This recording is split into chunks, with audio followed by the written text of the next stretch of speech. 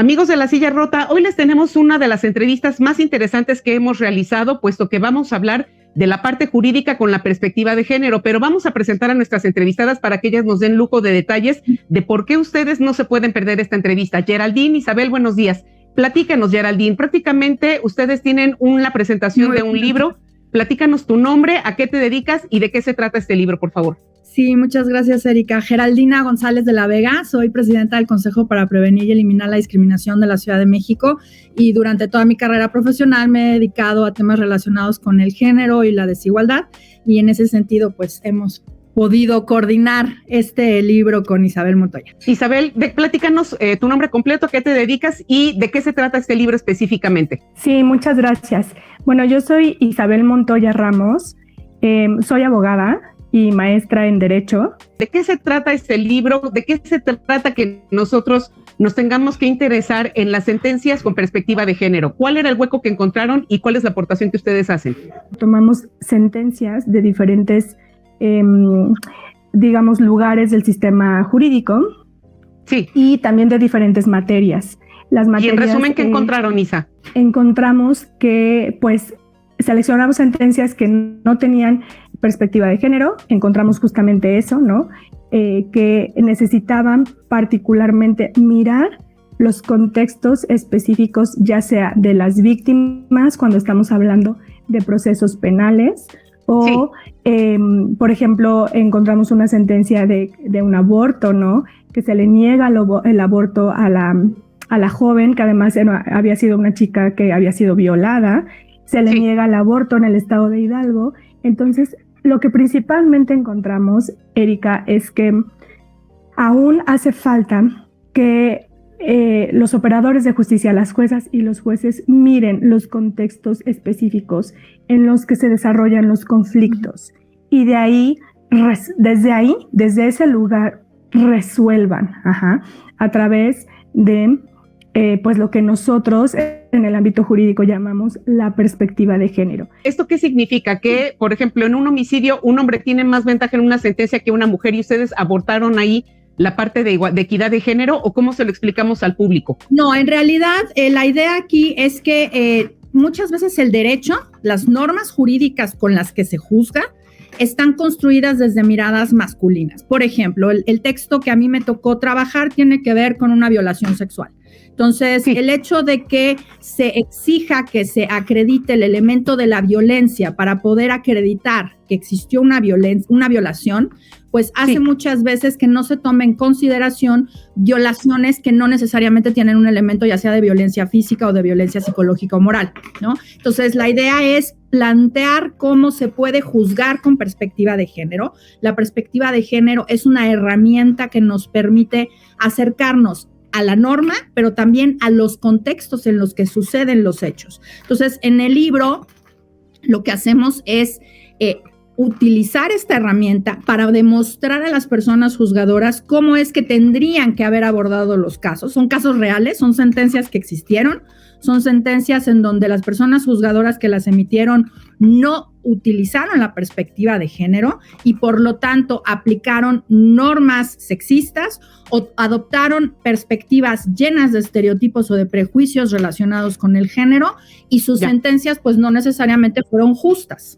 Te pregunto, ¿encontraron entonces también como seguimiento que las y los jueces son como muy rígidos, muy estrictos con la ley, sin mirar todo el contexto de cada caso en lo individual y que ahí es ahí donde la perspectiva de género se va al caño? Así es, precisamente justo lo que dice Isabel, ¿no? La idea es demostrar que sin la perspectiva de género, las sentencias y el acercamiento que tienen las personas juzgadoras a los hechos y a las normas sigue estando montada en prejuicios y en estereotipos de género, ¿no? No se mira los contextos. Esta idea de pronto que nos dicen que las personas juzgadoras tendrían que utilizar una venda sobre los ojos para poder juzgar de manera neutral, me parece que justamente es todo lo contrario nuestra propuesta. Nuestra propuesta es que se mire a las partes, que se mire los contextos en los que se desenvuelven tanto las mujeres como víctimas, tanto como imputadas en los casos penales, en los casos familiares, lo mismo, ¿no? Que se atiendan los contextos justamente para poder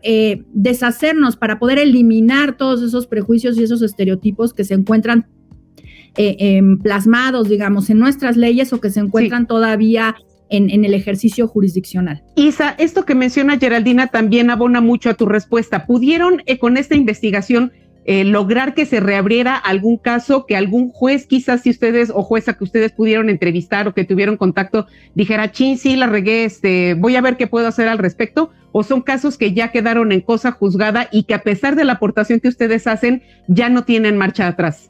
Ahí, Erika, no. El objetivo del libro no es abrir casos. Nosotros no podemos abrir casos. Eso tendría que darse a través de los procesos de cada caso individual respectivos, si es que todavía hay posibilidad con los recursos que nos presenta el sistema jurídico mexicano. La intención del libro es justamente hacer una reescritura de sentencias. Entonces, tomar la sentencia original, digamos la sentencia que no miró a la víctima o al conflicto en un contexto más amplio, que no aplicó la perspectiva de género.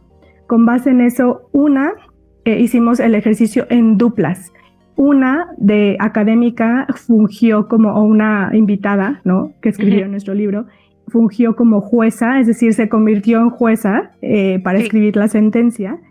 Y otra compañera hizo un comentario sobre la sentencia, ¿ok? Entonces, quien hace el papel de jueza reescribe dicha sentencia, pero lo más interesante es que la reescribe con todo lo que había en ese momento. ¿A qué me refiero? La reescribe con la ley vigente en el momento en el que se emitió la sentencia, con los precedentes y la jurisprudencia vigente, tanto en el ámbito nacional como en el ámbito internacional, con los tratados internacionales en el momento en el que se dictó la sentencia. Esto es un parámetro muy importante, porque con esto lo que nosotros de alguna manera demostramos, y la llamada de atención principal es: miren, jueces y juezas, con las herramientas que ustedes tenían en ese momento, pudieron haber hecho una sentencia completamente diferente, que mirara los contextos de desigualdad, de opresión, de violencia en la que estamos inmersas las mujeres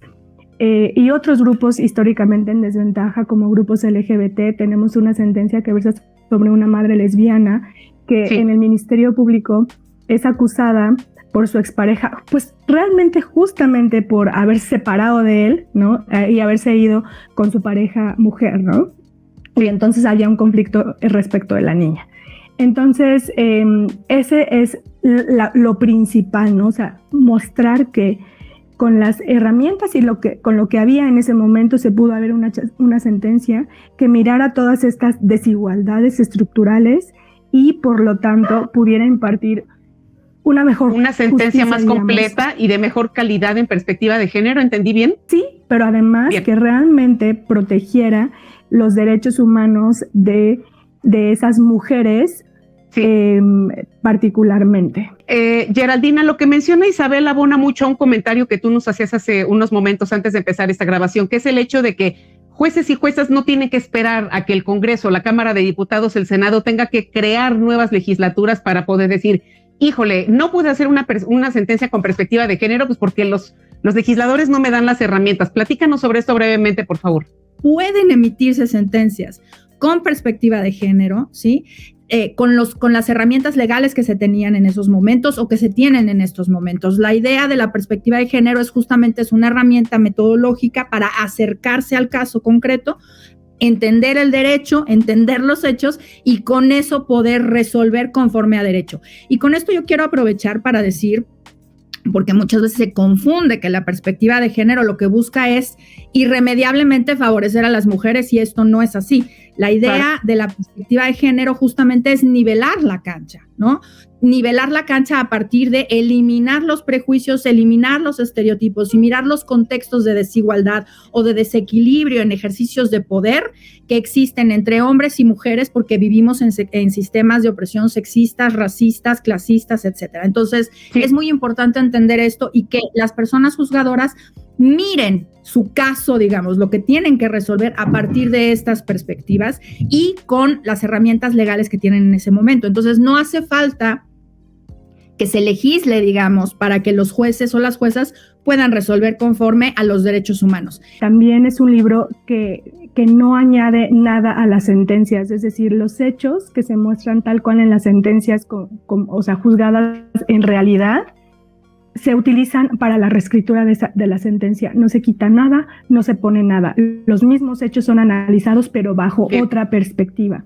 Amigos de La Silla Rota, tendremos tarea para revisar ampliamente este libro desde todos los temas de la perspectiva jurídica de género. Como podemos ver, lo que dicen nuestras entrevistadas es que no es un libro que se sacaron de la manga, tiene todos los pelos de la burra en la mano para prácticamente explicar a los jueces y las juezas cómo dar esta dimensión con perspectiva de género a cada una de las sentencias. Sabemos que este panorama no va a cambiar de un día para otro, pero esta va a ser una gran herramienta para las y los jueces del Poder Judicial. Geraldina, Isabel, muchísimas gracias por su tiempo y esperemos en una segunda ocasión ampliar esta entrevista para ver qué ha pasado con el paso de los meses y cómo este libro ha ido abonando a cambiar esta problemática en el sistema judicial. Muchísimas gracias y que tengan muy buen día.